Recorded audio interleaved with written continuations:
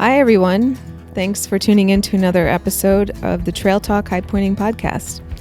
So this week's guest is a state and international highpointer from Rhode Island named Tim, and he is an awesome guest to speak with, and I loved hearing stories about his really fascinating life. From some of the smaller state high points to Denali and to Everest, Tim has really achieved some of his awesome goals that he's set for himself. And before actually I began editing this podcast, I got an email from Tim saying that he met Mike Haugen from episode 30 on Everest when they were both there in 2007. So I thought that was cool.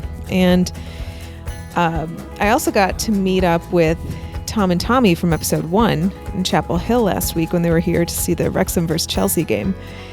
And they told me that they met Austin and Nicole from episode 23 while summiting Mount Rogers in Virginia a few days before. So really interesting how small the high pointing world is, and I enjoy hearing these stories. So if you've run into a guest from the podcast at a high point or on a hike or on some trail, just let me know. I think that'd be interesting. And on a technical note, I was not able to get the video for Tim's episode, so unfortunately, it's only audio if you're watching on YouTube. However, Tim's photos from his summits will still be at the end of the video, just like they are on every other video. So I hope you enjoy my conversation with Tim, and thank you for listening.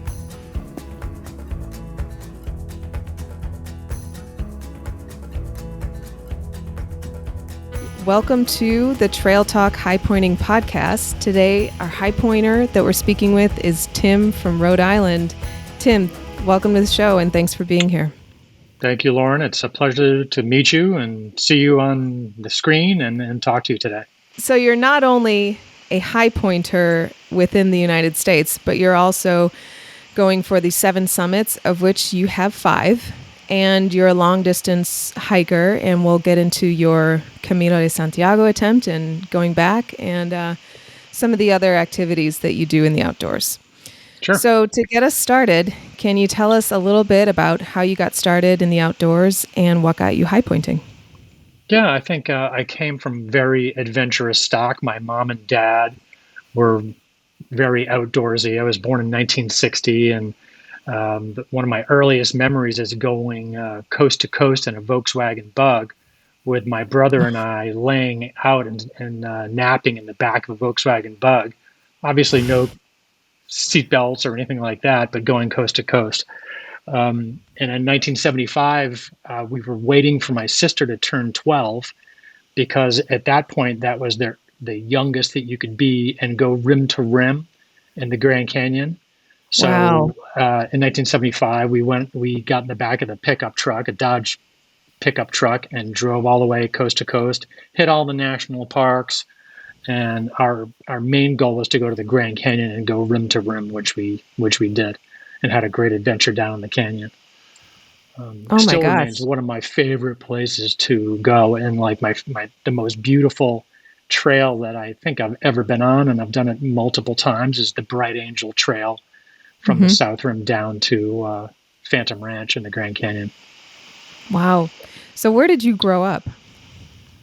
Pretty much grew up in Rhode Island, and I was born and lived briefly in West Virginia. My dad was teaching school in eastern Ohio, and they just liked the hospital better in West Virginia. That's where I was born. And then, so my dad was from Ohio, my mom was from Rhode Island, and then after my dad was teaching school, he went to get his master's at the University of Georgia. So we lived in Georgia for a little bit, but ever since then, we've been in Rhode Island. Okay, but you just traveled a lot. Just traveled a lot, and it was all camping. So I was hooked early on because when we took vacations, my mom was a RN, my dad a teacher. So summer vacations would camp in Maine, New Hampshire, and would hike. Would be back in the time when you didn't have to have fancy stuff. You just had Pro-Keds sneakers, and the first time I summited Mount Washington, I was probably 10 years old and was wearing sneakers, and everything was fine. So, so early on, we were, as a family, pretty psyched about being outside, and we were hiking a lot. And then in 1972, I was going into the seventh grade, and I remember watching the Munich Olympic Games on TV. And Hmm. back then it was we could only get two channels on our TV. So, but I was just I couldn't. I just loved everything about the Olympics. It was and in seventh grade they had a cross country team. So I remember watching Frank Shorter win the Olympic marathon and thinking how cool that was. Yeah. Decided to go out for cross country. And I ended up being a runner for decades, and ran my first marathon when I was 16, which was not very smart actually because I got a stress fracture in my tibia. And Oh man. but then yeah, loved all that, and that just kind of got me into actually what my profession was. I had a bunch of sports injuries and. Primarily from running, and went to a chiropractor when I was a teenager, and that was the only thing that helped me. I was getting Well, I was getting shots full of cortisone for other kind of issues, and that wasn't working. And went to a chiropractor and got healed, and decided to become one. So I've spent my professional last 30 years. I'm retired now, but having a chiropractic practice. oh, that's awesome. I love Mm-hmm. hearing stories about families that get in the outdoors. And when people Yeah. say, I was always outside. My parents always took us on vacation and we would go camping, and their vacations were outdoor oriented. And I love hearing that Mm-hmm. because I'm actually 7 months pregnant and this is Oh, our first. congrats. And not everyone, but there's a lot of people that tell me, oh, it's over now. Like all this stuff that you did, all this climbing, all this adventure stuff, you're done. And I'm like, I don't want it to be. And also I want to pass it down because I wish I had that when I was younger too. So Uh-huh. I Yeah. guess it's encouraging to hear that people do that. No, I mean, I'm sure it was a challenge for my family. It was a lot less distractions back then. But yeah, we were out all the time. Obviously, there was none of the distractions that we have today. Yeah. Um, but it was, and right now, I mean, we have four grandchildren, Hmm. and we stick them in the backpack, and they come. Yeah. It's a great way to break the next generation into the outdoors. I There's no agree. reason to think that that's over by any means. So was Mount Washington your first high point? Well, at the age of, if you don't count, like, what's the high point of North Carolina? That curly Q, not North Carolina. Klingman's Dome. Clingman's Dome was the first one at four when I was four, though Okay. not by a long trail, but there's definitely a picture of us, Yeah. on the rocks there at age four. So I don't really count Yeah. that. So I'd say it would be Mount Washington. Mount Washington's definitely was our go-to hiking and camping place as kids, and as an adult, the White Mountains certainly became, my playground from Wow. from my 20s on. Back when I first started my practice, and I could only get away for one backpacking trip a year, we would just go to New Hampshire and backpack for 4 days, Wow. and then gradually I had more free time, and I would go up there more and more often. And then I can remember in 1996 with the Everest disaster in '96 that a lot of people know, and Into Thin Air came out. Yeah. Um, I said, that's the sane people would be like, boy, I'm never going to do that. And then the insane people, I mean, I had to put myself in that latter category, were like, wow, I want to learn more about this mountaineering thing. Yeah. So then I would go up and hire a guide and do Mount Washington winter ascents. And Mount Washington Wow. in the winter is a completely different mountain than Mount Washington in the summer. Um, Yeah. Can you talk about yeah. some of the weather extremities that you experienced up there in the winter? Yeah, I mean, there's the Mount Washington. Many people realize that it's the highest recorded wind speed on Earth, 233 miles an hour.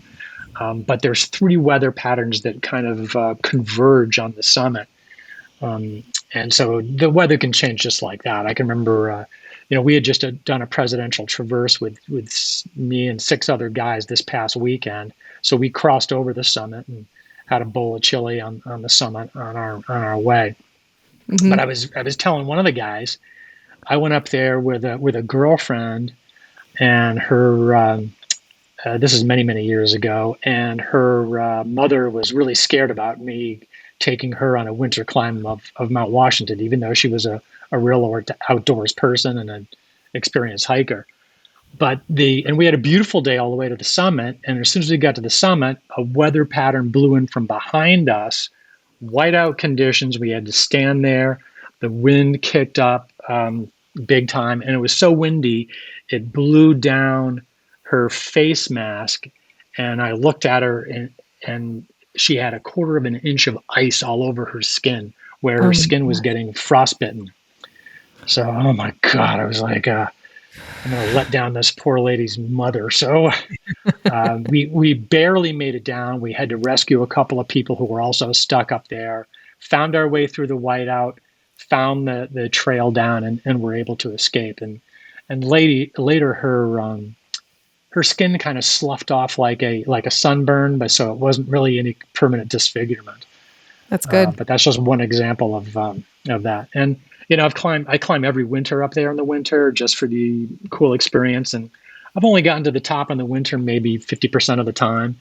And it's not the cold that usually gets you because you can dress for that. But over 60 miles an hour wind, and I can't stand up. I'm just going to get blown around, and I'm going to fall down and flop around like a fish up there. So no, I'll turn around and go home. Yeah. But it's still a really exciting place to winter climb. And there's a lot of different routes up there. You can ice climb. On Huntington's Ravine, there's a number of different ice climbs up that'll get you up there. And wow. Yeah, so it's a fascinating mountain. And the White Mountains, you could spend your whole life in the White Mountains hiking and backpacking and climbing and rock and ice and not get bored. So it's a great home mountain range for me. That's fantastic. Would you say that it prepared you for some other higher peaks that you've done since? Yeah, it did. I mean, I certainly needed to have some more training. So after doing a bunch of guided winter ascents and learning what I could, I decided to go out and hire the Rainier Mountaineering Group and go to Mount Rainier. And I took a 6-day mountaineering course out there, which is kind of a Denali prep, even though I had no eyes on Denali at the time. But I loved Mount Rainier, loved the whole history of it, loved to research it. And it was really cool to do. Most people that go out there do maybe like a 2.5 or 3-day ascent with a guided group. But it was great doing a 6-day where we could camp a little higher up the mountain, and there was courses every day. And it was the first ice climbing that I had done, and and that was really cool. And I remember being up there and looking at Mount Hood and looking at Mount St. Helens from the side and thinking, I love this. I'm going to climb a big mountain every year. So that's where I kind of made that goal to climb something every year. So what made you want to be a state high pointer? How did you find out that it was a thing? I don't remember exactly how I figured that out, but it might have been, 20 years ago or something, just in the beginning of the internet, just kind of putzing around and finding the Highpointers group and their cool little magazine that they have still. Thinking that was super cool. And I didn't do anything with it for a while. And even by that time, I had most of the hard ones. I still think on my label on the back of my newsletter or the magazine, it says I only have 7 or 9, high points on there, so it's out of date. But I just think how it's just a very super cool thing, and I love road tripping. I love getting in the car, putting a cooler in the car, laying out the sleeping bags in the back of the car, stashing a tent in there, and in case you need to use a tent, and hitting the road. That's really exciting for me.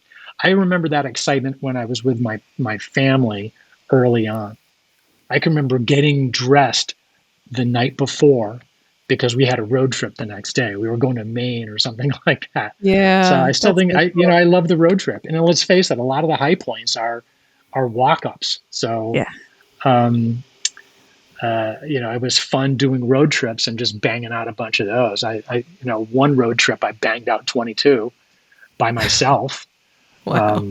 Yeah, just to hit all the East Coast. It was pretty fun, and you got to see parts of the United States that you're never going to see again. Right. So I thought it was pretty cool. As a matter of fact, I'd love to go back and do it again. I'm trying to, rope Heidi into wanting to take that to jump on that bandwagon as well. It's fun, and it's certainly a fun way to spruce up a road trip. That's what we did on our way from Arizona to North Carolina. Just knocked off 6 high points. And super. And it took us to some really cool national forests and state parks, and it's beautiful. Yeah. So what are your favorite high points that you've done so far? Well, maybe your listeners will be surprised to hear this, but one of the most exciting was Black Mountain in Kentucky. Not because it was hard. It was because I had already done Mount Rogers in Virginia with my brother and my sister earlier that day. Mm-hmm. And I wanted to hit there. And I kind of got lost. It was getting late. It was, the GPS wasn't working. It was just out there. So it was getting dark. And I was driving through these abandoned coal mine things. Huge monstrosities, and I was driving through these little towns, and they were it was it's deep in the Appalachians, so there was a lot of poverty there. And did you ever see the show Justified? No. With Timothy Olyphant. He's a U.S. Marshal, and it's all about this particular county and the crime and everything that was in that particular county. So it was working in my head. I finally found the way in, and it was really spooky. The sun was almost going down, and the road, and a lot of your listeners who have been there, it's a dirt road that you go in. And I was driving in a Toyota Tundra. I have it lifted a little bit so I can off-road, and the road was really washed out. And it was steep cliffs on both sides, and like I say, the driveway was really washed out. And I put it in 4-wheel drive, and I was just doing some serious off-roading and scaring myself half to death because the cliff on both sides of the road, and I was already my mind had already put a bunch of fear in my head about what county we were in. It was terrifying, but I kept going. And then all of a sudden you come out, you look like there's almost like a CIA listening place in there. You pass that. And then there's a bunch of cell phone towers there. And then there's a big plaque. And instantly, my heart rate just dropped. And it was so friendly. I had this feeling of love of all the Highpointers that had been there before. And it was totally relaxing. And it was beautiful. And it was great. Yeah.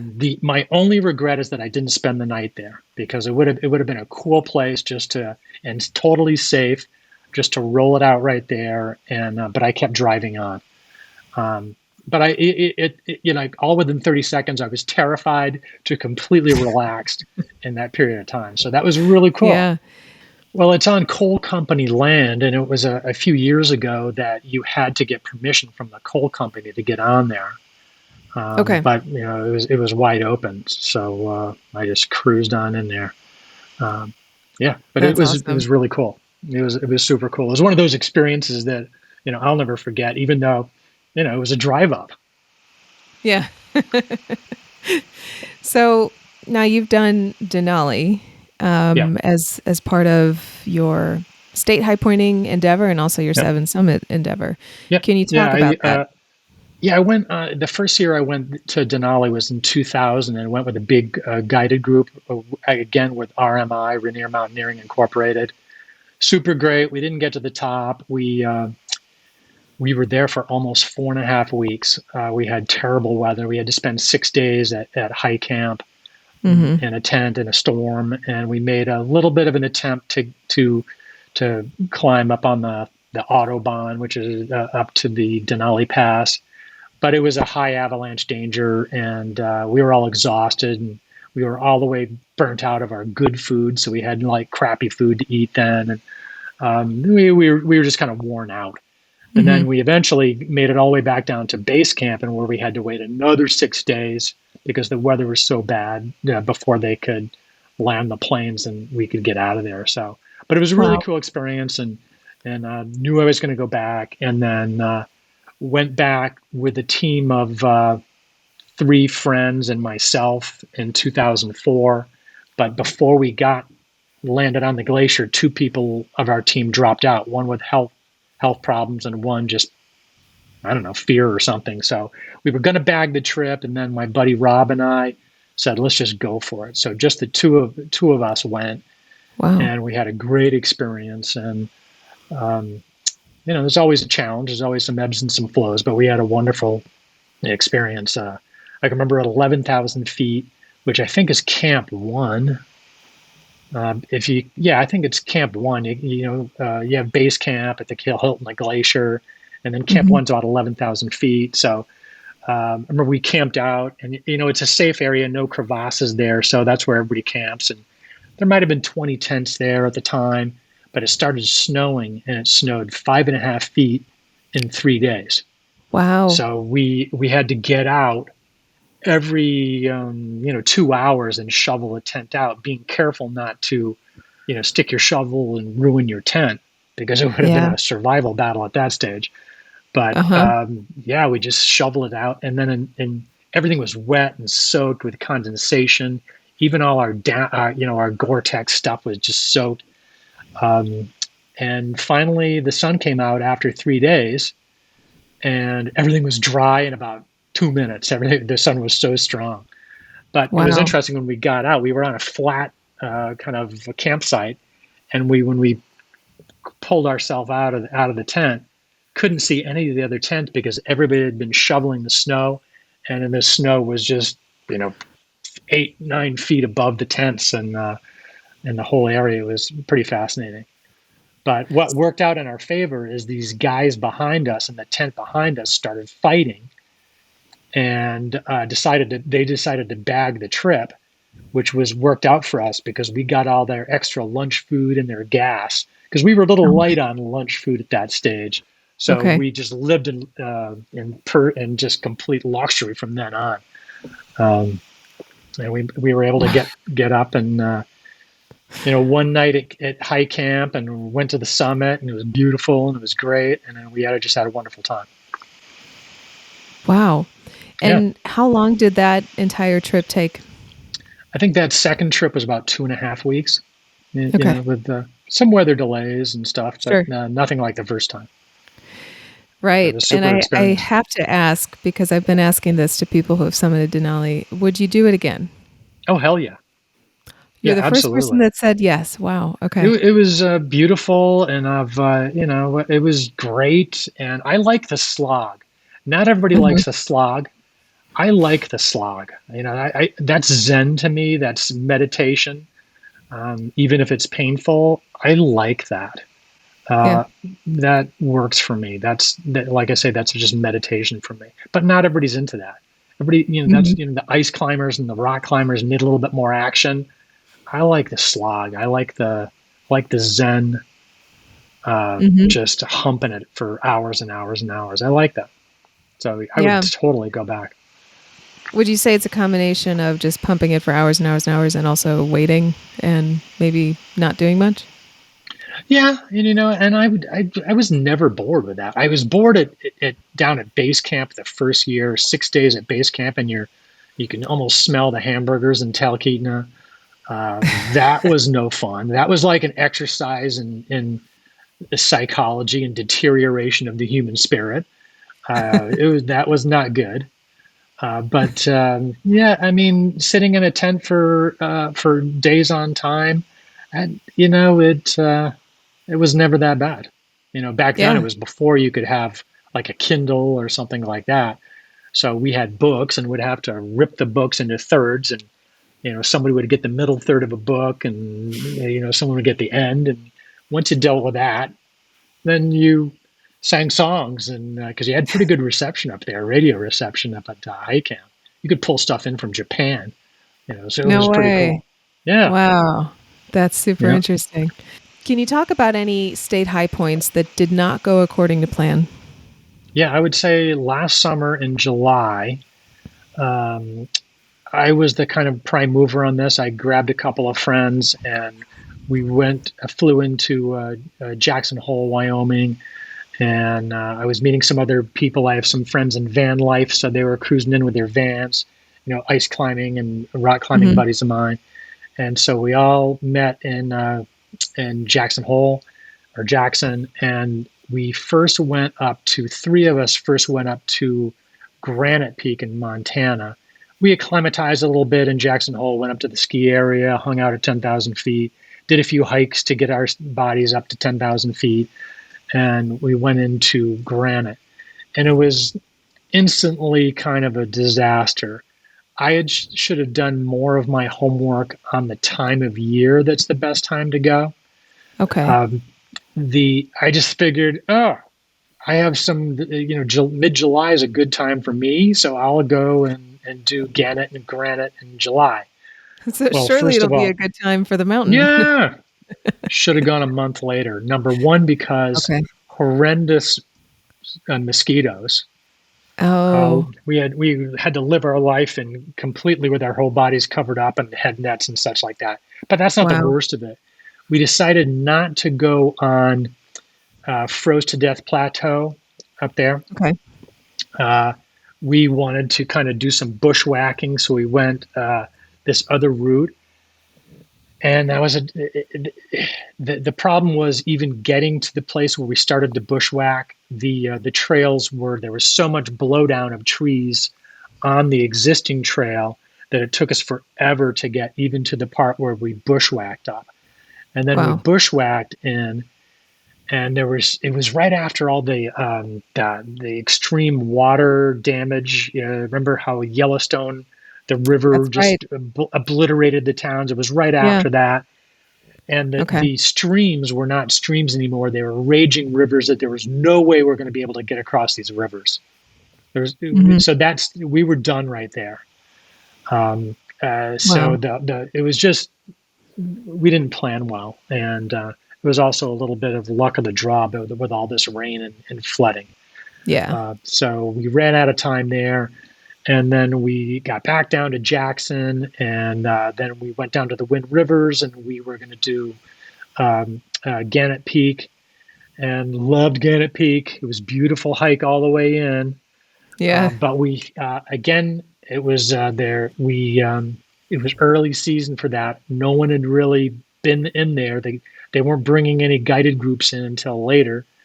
And there was a lot of rotten snow. We were sinking up to our crotches and rotten snow with a lot of moving water underneath. Again, the Mm. mosquitoes were terrible, and we had route finding problems. So Okay. even with paper, I had all kinds of backup with paper maps and GPS and everything, and there was nobody in there, and it would look like no one had been there in the history of the world. Which was cool, really cool on one aspect, but on the other aspect, Yeah. we got lost, and we were right up to the very end, and had to fly out, so we had to bag the trip. Okay. So are you going to Yeah, do it again? of course. Yeah, I Yeah. loved both of Yeah. them, and Maybe in they were August. beautiful. Yeah. August absolutely sounds really, really good. So next summer we're getting that together. We're going to get the band Oh, back together and go next and hit it next summer. that's awesome. Yeah. Um, so then what made you decide to do the 7 summits? It was just a gradual. um, I think that second time on Denali and getting to the summit that second time, I thought maybe, just maybe, I have the stuff for Everest. Wasn't sure, and at that stage I'd only been to the top of Kilimanjaro and Denali. So I thought, yeah, it's time to go to to see how my body reacts to a higher altitude. So the next logical thing was Aconcagua. So then that was my next thing. I spent a couple of years in Yosemite doing some rock climbing, between in there someplace, and then a couple of years in the Tetons doing a bunch of ice and and rock roots. But then after that, several years after, I think it was 2006, that we went to Aconcagua and went there with international mountain guides, Hmm. and that was a great experience. I don't have a strong desire to go back to Aconcagua. I didn't think it was that beautiful of a mountain. I liked the experience, but Okay. my main thing was to see how my body would react at 7,000 meters. And how And did it react? well, yeah, it was pretty well. It, we had one person who collapsed at the summit, just didn't judge their energy level. So we had an epic kind of getting down, and then the Wow. weather changed for the worse on the way down. And so it didn't turn into like a full rescue, but almost.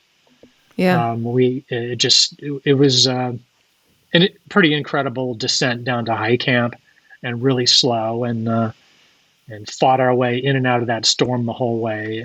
So but it was a good, since everything worked out well and nobody was hurt. It turned into a good experience for that. I could see how I would react in a crisis situation, and I was happy with how that worked out. So, um, Yeah. And so you did Kilimanjaro before you went up Denali. yeah, I did that in the late '90s, Okay. and And so that's yeah, also another test in altitude, isn't it? yeah, it's 19,340, and that was the first time that I was altitude sick. I Oh, don't okay. acclimatize very quickly at all, so it takes me a long time to acclimatize. And of course, here in Rhode Island, I live probably 50 feet above sea level. Yeah. So, as you know, closer to sea level, there's more available oxygen in the air. And the Yeah. higher you get, it's not that there's not as much oxygen, it's just that the oxygen molecules are farther apart, and it's harder to get that oxygen bioavailable the higher the altitudes. Okay. So, altitude sickness has been an unwelcome friend to me many, many times. And the first time I experienced that was on Kilimanjaro. You can't go from Rhode Island and then fly to London and then fly to Nairobi, Kenya, which is the way they used to do it back then, and then get on the mountain and then get to 19,000 feet in a 5-day expedition and not get sick. So, Oh, it was 5 days. luckily, yeah, it was a 5-day, and then the 6th day was a huge, long 10,000 foot descent. We did the Wow. Mashame route, so that was it was beautiful and great. I'd love to do that one again too. Yeah. But my friend and I, who we were together, we both were sick as dogs, and throwing up, and like the typical, the quintessential like railroad spike in your temple, Hmm. headache, and nausea, vomiting, and but we both took a Diamox at that stage. Diamox was a new thing for Okay. us, Hmm. and half an hour later, I was cured and ready to party. It was a dramatic thing for me. And my Wow. friend kept throwing up. He couldn't keep his Diamox down, so he had to abort his ascent and go down. But so since then, I've always had Diamox in with me at high Sure. altitude, just in case I need it. Yeah. Now, how did you handle the altitude on Everest? Well, with Everest, as soon as you fly into Lukla, I mean, you go to Kathmandu, and then you fly into Lukla, which is 9,000 feet. I mean, you're starting to acclimatize then, and you have to go slow, because there's no escape. I mean, like if you're on Denali and you get altitude sick and you have good teammates with you, you could get down 5,000 feet pretty quick. You Sure. cannot do that in when you're hiking into Everest Base Camp. And Everest Base Camp 17,000 plus, and it's kind of there's a lot of ups and downs, but it's a gradual ascent. So you have to go really slow. It forces you to go really slow and take days off and take rest days and do a bunch of Hmm. hikes in between, acclimatization hikes in between. And if you do that right, you're pretty acclimatized by the time you're okay for base camp. And then once you go to base camp, once you've acclimatized to 17,000 feet somewhat, then you're going up into the ice fall 1,000 feet. hanging out for a couple of hours, then going back and resting 3 more days in base camp. And then you do a acclimatization hike to Pomori, which is a mountain right behind. You go up to 19,000 feet, and then you go down and rest two more days. And then you start to go up to Camp 1, spend a night at 20,000 feet. All these are really painful, by the way. It takes a long time. It did for me anyway. Some people, the people that I hate are people who just acclimatize beautifully and quickly. And but even though it takes me longer to acclimatize, once I get acclimatized, I'm a rock. I'm a beast. Yeah. So that I can definitely switch over and get acclimatized, and then I can perform, after a few weeks. Yeah. So how many attempts did you have on Everest? Well, 2 attempts. The 2007, I consider that one attempt. I mean, I was there for the whole 2.5 months and didn't get to the top. But my high point was Camp 3 at about 24,500 feet. That was a really painful night. You're supposed to acclimatize. You're supposed to be at that Camp 3 on the acclimatization cycle and spend the night without sucking oxygen. But I was so cold.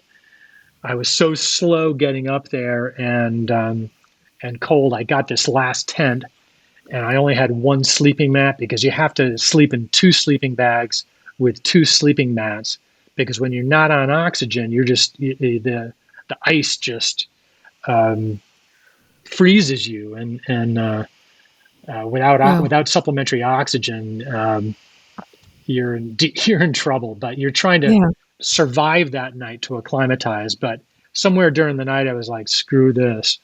I couldn't sleep. It was torture. So I just plugged myself into supplementary oxygen. And I think it was as soon as I plugged myself in, I hit the ground fast asleep, because it has a warming effect, and I was fast asleep. So it was the right call for me to do. Yeah. So anyway, that 2007 didn't work out. And then in 2008, the next year, was a little different because the Chinese had the Beijing Summer Olympics, and they were trying to take control of the whole mountain, and they refused anybody to ascend above Camp 2 because they were trying to run the Olympic flame up the north side. They wanted to be the only game in town and have the Olympic flame on the summit. And even though this is a different country, I mean, we went to on the Nepal side. They tell Nepal whatever they want, and they had armed guards at base camp, so nobody would go up to above camp. It was really a travesty. But wow. So we had to wait until the Chinese got to the top, and so that year I never even went to Camp 3 before the summit to acclimatize because we weren't allowed to go. But luckily by then I was in beast mode and I was acclimatized. And then Pinjo Sherpa and I were able to kind of just march right up the mountain and, so to speak, not exactly that quick. Sure. And we had a great summit day, and he and I had the summit. I mean, we've all seen these stupid pictures of the recent years. Back then there was only 20 people going for the summit on the day that we went. And Pinjo and I had the summit to ourselves completely for about 5 minutes, which was really cool. That's very special. Yeah, it was really special. And I can remember going up on summiting Denali, my friend Rob and I I spontaneously burst into tears going up Denali, like Pig Hill, the final, ascent to the final little ridge there. And spontaneous tears, and it was so cleansing and freeing and de-stressing. I was thinking, wow, on Everest, I'm going to have some really good de-stressing tears at some point. And they never really came, because I realized that once you get to the summit of Everest, 56% of the people that die are people that get to the top and then they die on the way down. So I was like, can't do that. So my whole purpose and was not to get to the summit of Everest, but was summit and safe return. That was my mantra. And I wasn't going to relax until I walked into base camp with all my fingers and toes in the pulse. And it wasn't Hmm. going to be success until then, because you can die in the ice fall easy. It's an easy I place to know. die in the ice fall. Yeah. And How was the and over ice those, fall for you? fascinating and terrifying. Uh, it just one of the guys on our team described it um, as Disneyland for adults. It's just fascinating, Hmm. but terrifying. And walking over deep crevasses and over the ladders. And I had a ladder set up at my house. I'd put my Malay mountaineering boots and my crampons on, and I would just do laps just to get used to that. So the ladders never bothered me. And I would never look down to the bottom of the crevasse. I would just look at the rungs. And Yep. so it was never really bothered by that. But there was various times where I was, completely terrified. But you have to move as quick as you can through there. Uh, Could you hear the ice moving? oh yeah, you hear little mini avalanches all around you, coming off Nuptse, coming off, the Lhotse face, and coming down the west shoulder of Everest. The biggest stuff can fall off the west shoulder of Everest. That's the most Okay. of the killer stuff that's fallen off comes from there. Um, but Wow. you're trapped like an ant if you have to accept that risk, that objective risk of, if you want to climb Everest, you got to go through there. And back then, those 2 years, I went through the ice fall 20 times, 10 up and 10 down over those 2 years. So you're rolling the dice every single time you go through there for sure. Now, those 20 times, part of that was training and acclimatizing. Yeah, it was Yeah. acclimatization. Yeah, you. Yeah. So Yep. after Everest, do you ever want to do another Himalayan peak? No, no. No. As fast as I said, yeah, I'd go back to Denali. That Yeah. would be a big no for doing anything else in the Himalaya. I love the Himalaya. I love the people over there. I have a lot of friends in the little villages there. I've been back several more times just to walk to base camp and visit friends in the villages.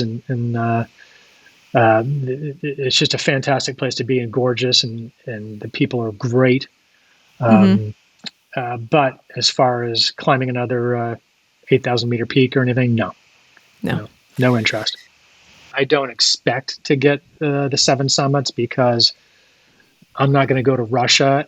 Interestingly, my buddy and I, one of my long-term climbing partners from Alberta, he and I had talked. He's already done Mount Elbrus Okay. in Russia, and he would love to go back. And even though it was dicey back then when he did it, it was in the early 2000s.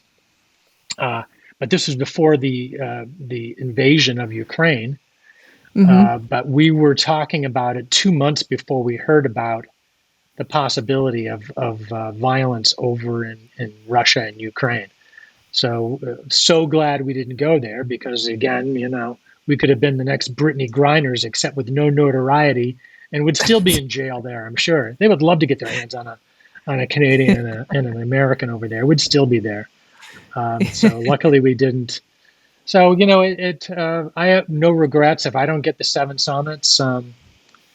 It's been a great adventure, and I continue to I'll have say. adventures. Yeah. And there's, it's only adventures are only limited by your own imagination. So, um, and the other remaining international summit for me, which I would love to go to, would be Antarctica. So. Hmm.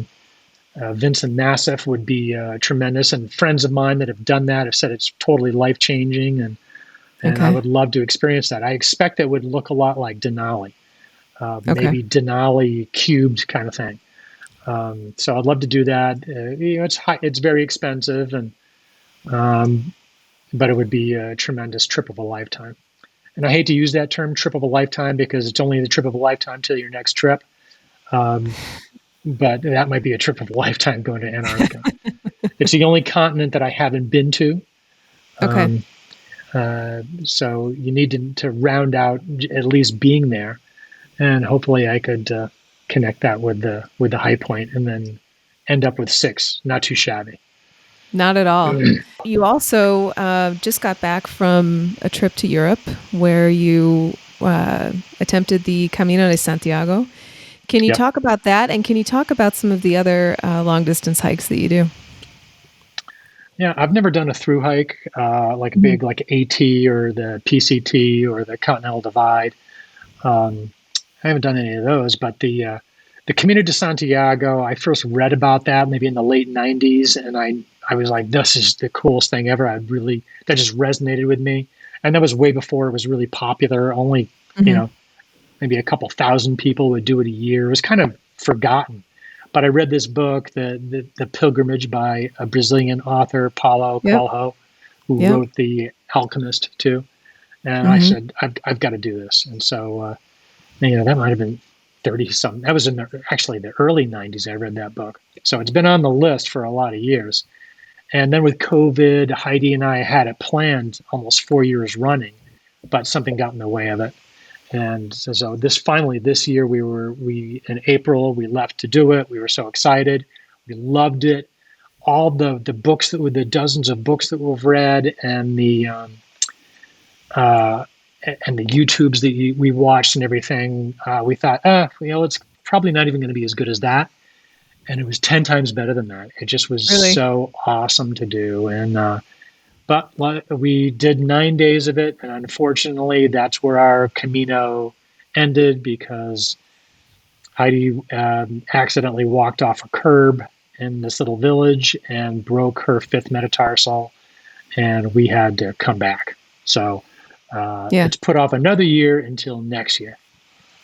Oh, that's awesome. Well, I know Yeah, that it's all good. the Camino has a very historical significance in terms of it being a pilgrimage. And Yeah, I've known people that have done it and they loved it so much that they did it twice, which you yeah, don't really hear about with these long distance through hikes. yep. Can you Yeah. talk about the other people that you met on that trail? What's it like? Well, I would say different than you'd see, like even this past weekend when we were doing that presidential traverse on Mount Washington or in the White Mountains. We came across a bunch of through hikers because that's on the AT as well. Hmm. And the AT people that I saw, or last summer I saw a bunch of Continental Divide through hikers too when I was up on Granite and Gannett last summer, which, by the way, I did not get to the top of either one of those last year. We can talk about that if you want. Um, but mostly young. It seems to me like those through hikers were mainly a young group. They were 20 somethings, the one, and I'm sure that I'm not making a blanket statement saying all of them were 20 somethings, but the ones we did were younger. In the Camino, they were 60 somethings, like us. Like I'm pushing Okay. 64, and Heidi's in her 50s, but there was people our age. And we wanted to go that route. Now, if we went in the summer, which is a high season, I'm sure there's a lot of college kids on break. Sure. And no offense to college kids on break, we wanted to hang with, we wanted to go in a little less intense time. Yeah. So yeah, so next year we're going at the same time. We're going to go in April and go get into Santiago in June, and we're going to go all the way past Santiago to the ocean, to the Finisterre, which is the ends of the earth, That's right. otherwise known as that. Fin del Yeah. mundo. So Yeah. yeah, so it So was great. that's awesome. And I hope it goes Hmm. well and you'll have to Yeah. update Thanks. us. Yeah. Yeah. Thanks. So I like to finish off each podcast by asking the guests two questions.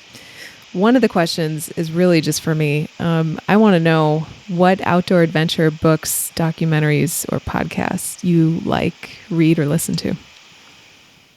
Well, I've always been. There's been ups and downs, but one of my favorite magazines is Outside Magazine. I started reading that Yeah. as soon as it came out in the mid '70s. It was used to be called Mariah, Hmm. and that's usually been great. With some ups and downs and some, as the print magazine industry goes through whatever it goes through, it can Right. rise and fall, but it's still a pretty darn good magazine. Hmm. Books, I was really influenced by Into Thin Air, the Yes. book Into Thin Air, of course, by Krakauer. He's And written people some other still good debate books that. too. Yeah, and Krakauer is a great author. Yeah. A lot of his Hmm. other books are super awesome, and interestingly, he was the guy that blew the lid off. Did you ever read Three Cups of Tea about Pakistan? Yep. Krakauer was the one that exposed. He was like, something doesn't smell right here, and Yeah, it was a great story, but it was fraud. it was. So, It was a scandal. Yeah. Krakauer also doesn't make a lot of. He has a lot of not enemies, but detractors who think he, has done some or said some things that weren't that cool, and maybe he's not the nicest person in the world. I don't know. I've never met the guy, but he's a great author. He is very good writer. Yeah, Mm-hmm. and that was very influential for me. And I Yeah. read it multiple times, and it was one of the beginnings of how I got interested in climbing bigger mountains and learning those skills and Yes. progressing. Yeah. The interesting thing about that book is that a lot of people that he was with during that climb wrote their own books about how they saw it. And I think one of the best ones that I read was the one that Beck Weathers wrote. And I forget the name of the book. I'll put Left it in for Dead. Left for Dead. You're right. Yeah. Yeah, that was a good one. And I also liked Lenny Gemmelgard's book, The Norwegian Woman. She had a great I haven't book read too. that. Yeah, she was on that. She was part of that group. Okay. Yeah. Oh, that's a good one. But it was amazing. I mean, the human drama there, the mistakes, the hubris, the egos that were there. Of course, Seven Summits by Dick Bass. I think you referenced that earlier. Yeah. That was an influential book for me too. I was amazed by that book. You had Dick Bass, who was such a mountaineering stud, and the other guy who I can't recall, and I don't want to, who since passed away in a not in a motorcycle, but a helicopter accident. He was one of those quintessential guys who had no business being on a mountain. Nope. So there's plenty of those guys out there too. Yeah. I'm getting my MBA right now, and I took a class. It was an organizational behavior class, and one of our assignments was to analyze the into thin air errors as a team, what they made. And it wasn't just the American team. There were other teams too that we had to look into. I think the Koreans, made a lot of errors, but a lot of lessons there. A lot of lessons. Unfortunately. And I'm not sure that many of them have been learned. Now, the Everest world is a completely different world, even different than the 15 years ago when I summited. Mm-hmm. A lot of the big American or the big Western groups like IMG, RMI, Adventure Consultants, a lot of those have kind of gotten smaller, even if they're there or not there. And there's the rise of the Nepali organizations. Yeah. Seven Summits Treks is huge, and they own their own helicopters, and their infrastructure is unbelievable. And they cater to Indian and Chinese climbers. And there's just a lot of money flowing there. And the emphasis on climbing ability and experience it's been suspect every year since even back in 1996, but it's even more suspect too. And I'm speaking generally, of course. So the question that I like to close out with is how has highpointing, state and international highpointing, and a life in the outdoors affected your life in a personal way? Well, it's always been my lifestyle to push the envelope, to do long distance bikes and triathlons and marathons, and highpointing and climbing was just the next evolution for me. I can't conceive of a life that I would not be active and outdoors all the time. The examples change from hiking or stand-up paddling or such, but it's just the way my life has always been from day one. And I thank my parents for that. So, but highpointing adds a little extra juice to it for me because it's kind of it's definitely a goal-oriented thing. All right, there's 50 high points. There's 7 continental high points. So instantly, that little goal is for some personalities, and I'm one of those, that just gets you a little closer to, it's just an excuse to kind of get out there and achieve those goals. So it might not appeal for everybody, and not everybody's as goal oriented as I am, but for me, it's a really fun excuse just to get out there and do these things. And most people don't do anything. Most people watch Netflix every day, and if they do exercise, maybe they go to the gym. Nothing against that. I go to the gym too. But it's so cool having a goal out there that gets you out there quicker and more frequently because you have those goals. I like the goal. I like the focus that highpointing brings. But it's not the end all be all. When I finish them, I'm still going. I mean, had a great example this past weekend with 6 other guys doing a presidential traverse. That's all the presidential mountains on the White Mountains in one day. Started at 1 a.m. and finished at 7 p.m. I'm still sore. My calves are still shattered from that. But it was really cool. And, I met a bunch of guys from the Adirondacks. I only knew one of these guys, but we had this in the works for a bunch of months, and it really worked out great. Made some new friends, and did something that I always wanted to do.